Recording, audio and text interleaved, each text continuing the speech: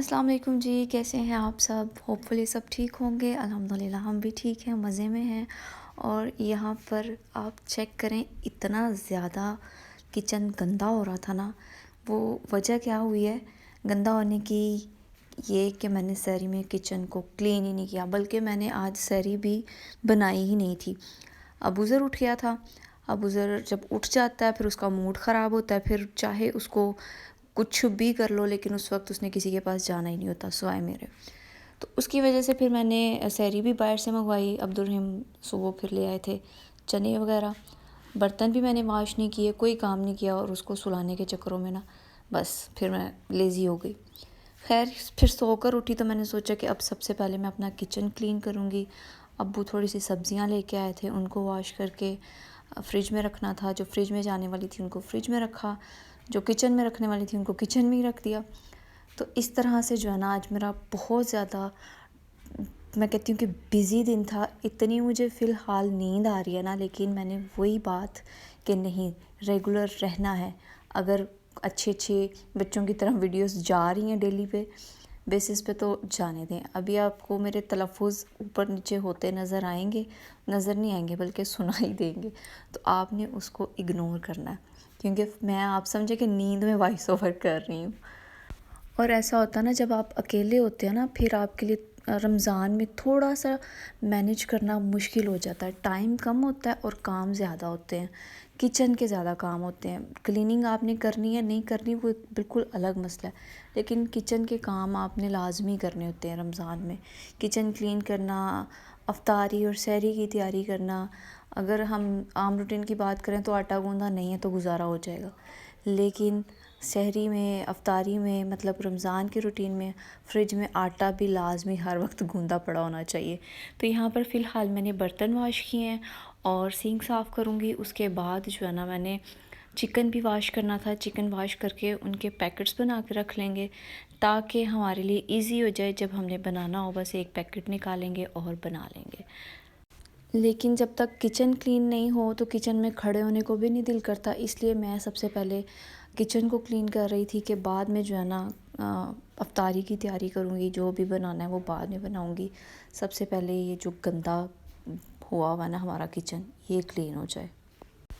और अक्सर ऐसा होता है कि इस बच्चे को ना मेरी होश नहीं होती, खेलता रहेगा, लेकिन जिस दिन मैंने काम करने हो, जिस दिन मैं बिज़ी हूँ, उस दिन ये बच्चा मेरे पीछे पीछे पीछे पीछे पीछे कि कोई काम ना बस सुकून से मेरी माँ कर ले। तो यहाँ पर ये टमाटर मैंने टोकरी में डाले हैं, इनको अच्छे से वॉश किया है। एक दफ़ा मैंने पहले भी वॉश कर लिया हुआ था, लेकिन दोबारा से इनको पानी मारा है। और कुछ लहसुन जो है वो मैंने छील के, लहसुन और अदरक उनको फ्रीज़ कर दिया। पुदीने के पत्ते मैंने सारे निकाल के एक ही दफ़ा चटनी बना लेंगे। धनिया भी काट के तो अच्छे से एयर टाइट जार में या बॉक्स में बंद करके रख देंगे। जब दिल करेगा जिस भी हांडी में डालना हो निकाला डाला। जब भी दिल करेगा रायता बनाने का, चटनी बनी पड़ी होगी बस मिक्स करेंगे, चटनी बन जाएगी। चिकन के शॉपर बने होंगे बस निकालेंगे और वॉश करने की ज़रूरत नहीं पड़ेगी, टाइम बच जाएगा और सालन बना लेंगे। ये छोटे छोटे से काम अगर हम कर लें ना एक दिन में, थक तो जाएंगे लेकिन आगे आपका महीना या 15 दिन सुकून से गुजर जाएंगे। क्योंकि अक्सर ऐसा होता है लहसुन अदरक छीलने में टाइम लग जाता है, चिकन वॉश करने में टाइम बहुत ज़्यादा लग जाता है। इस तरह से अगर ये काम छोटे छोटे हम पहले ही कर लेना तो हमारे टाइम की अच्छी खासी बचत हो जाती है, स्पेशली रमज़ान में।